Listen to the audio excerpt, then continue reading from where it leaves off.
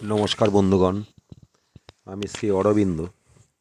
এখন আপনাদের জানাবো মিথুন রাশির 2024 সালের জানুয়ারি মাস কেমন যাবে। প্রথমেই মিথুন রাশি সম্বন্ধে দু চার কথায় বলে দিই। বায়ুতত্ত্বের রাশি, দাত্তক রাশি। এরা ধীর, স্থির কিন্তু বুদ্ধিমান, তবে দ্বৈতমনা হয়ে থাকে, পণ্ডিত হয়ে থাকে এরা, এবং যথেষ্ট রাগী প্রকৃতির হয়। এই হলো অল্প কথায় মিথুন রাশির কথা। এবার আপনাদের জানাই জানুয়ারি মাসে গ্রহগত অবস্থান কি থাকবে মিথুন রাশির সাপেক্ষে। রাশির চতুর্থে থাকবে কেতু, ষষ্ঠে থাকবে শুক্র, সপ্তমে মঙ্গল, রবি 2 তারিখে সপ্তমে বুধ ঢুকছে, আর রবি 15 তারিখে সপ্তম থেকে অষ্টমে যাচ্ছে। নবমে শনি থাকছে নিজের ঘরে, যথেষ্ট বলশালী অবস্থায়। দশমে থাকছে রাহু, একাদশ থাকছে অর্থাৎ আয় স্থানে বৃহস্পতি থাকছে। এই হলো গ্রহগত অবস্থান। এই ভিত্তিতে কি ফল পাবেন সেটাই আপনাদের আমি এখন জানাবো। মিথুন রাশির জাত ব্যক্তিরা ক্রমোন্নতির দিকেই যাচ্ছেন, এটা একবারে নিশ্চিত থাকতে পারেন। অর্থাৎ প্রত্যেকটা মাস আপনারা উন্নতির দিকেই এগোচ্ছেন, প্ল্যান পরিকল্পনা মতো এগোতে পারবেন, কোনো সমস্যা নেই। বুদ্ধি করে প্ল্যান করে এগোন, শুভ দিকই পাবেন। সব দিক থেকে শুভ সূচিত হচ্ছে আপনাদের। শরীর ভালো থাকবে, কোনো সংশয় নেই। তবে কোনো বিপরীত লিঙ্গের দ্বারা প্রভাবিত হয়ে ক্ষতি না করে বসেন, সেই দিকটা সতর্ক থাকতে হবে। আর মাতুল কুলের থেকে কোনো শোক সংবাদ পেতে পারেন। কিছুটা পুরনো পাওনাদারের চাপ থাকবে, ব্যাস এইটুকু। তবে 16 তারিখের পর অনেকটা হালকা হয়ে যাবেন। উপার্জনের গতি ডিসেম্বরের তুলনায় অনেক গুণ বৃদ্ধি পাবে। স্ত্রী বা স্বামীর শরীর, অর্থাৎ বিপরীত লিঙ্গের, মানে এটা স্বামীর মিথুন রাশি হলে তার স্ত্রীর সম্বন্ধে, বা স্ত্রীর মিথুন রাশি হলে স্বামীর সম্বন্ধে, তার শরীর নিয়ে কিছুটা চিন্তায় থাকবেন। পুরনো রোগে কষ্ট দিতে পারে। ভাই বোনদের সঙ্গে সম্পর্কের উন্নতি ঘটবে। সন্তানের কাজে খুশি থাকবেন। আশপাশের পরিবেশ সন্তোষজনক থাকবে। তবে পিতামাতার শরীর নিয়ে চিন্তান্বিত থাকবেন। সন্তানের শিক্ষাক্ষেত্র শুভ নির্দেশ করে।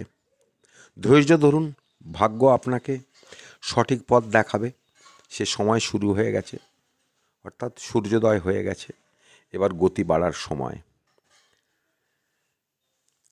আর যারা বিবাহের জন্য পরিকল্পনা করছেন তারা অনায়াসে এগোতে পারেন, সময়টা অতীব শুভ।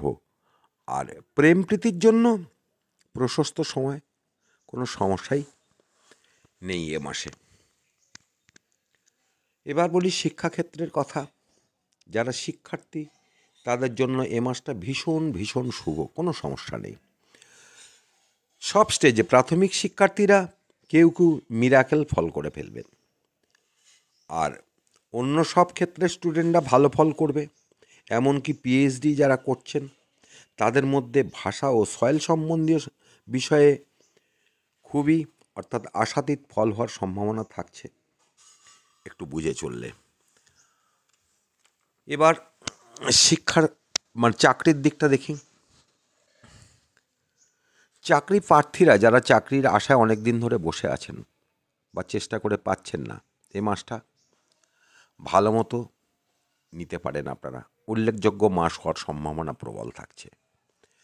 কম্পিটিটিভ এক্সামে জয়লাভ করার সব রকম রসদ আছে এ মাসে, তাই এগিয়ে চলা ভালো, একদম সময় নষ্ট না করাই উচিত। আর যারা চাকরি করছেন তারা নিশ্চিন্তে কাটাবেন, কোনো সমস্যা না থাকলেও একটা দিক ভেবে চলবেন, বসের সঙ্গে কোনো রকম দ্বন্দ্বে যাবেন না, সমস্যা হতে পারে। তবে নিচু শ্রেণীর কর্মীরা আপনাকে সাহায্য করবে, সেদিকটা কোনো সমস্যা নেই। তবে অকারণে ঝামেলায় না জড়ানো ভালো। এবার দেখি ব্যবসায়িক দিকটা কেমন থাকবে। ব্যবসা ক্ষেত্র ভীষণ ভালো যাবে। ব্যবসার অধিপতি আয় স্থানে বসে আছে আর ভাগ্যপতি ভাগ্যস্থানে, সুতরাং উপার্জন বাড়ছেই, কোনো সংশয় নেই তার মধ্যে। অনেকটা গতি পাচ্ছে এ মাসে, বিশেষ করে স্বর্ণ, বস্ত্র, ট্যুর ট্রাভেলের ব্যবসা, হোটেল রেস্তোরাঁ, লৌহ ইস্পাত, খাদ্যশস্য, প্রায় সব ধরনের ব্যবসাতে অনেক গতি বাড়ছে বই খাতা, প্রেসের ব্যবসা। ফাটকা ব্যবসায়ীরাও ভালো উপার্জন করবেন। সব দিকটা প্রায় ব্যবসায় শুভ নির্দেশ করে। তবে এ সবই কিন্তু গোচর ভিত্তিতে বলা, গোচরের গ্রহগত অবস্থানের ভিত্তিতে বলা, কোনো নির্দিষ্ট জন্মছকে নয়। কারণ অনেকেই প্রশ্ন করেন, এটা বললেন কিন্তু হলো না। সেটা তার গ্রহগত অবস্থানের দিক। যদি তেমন কোনো সমস্যা হয়, কোনো ভালো জ্যোতিষবাবুর সাথে পরামর্শ করে নিন, সমস্যা কেটে যাবে, আমি নিশ্চিত। আমি শ্রী অরবিন্দ।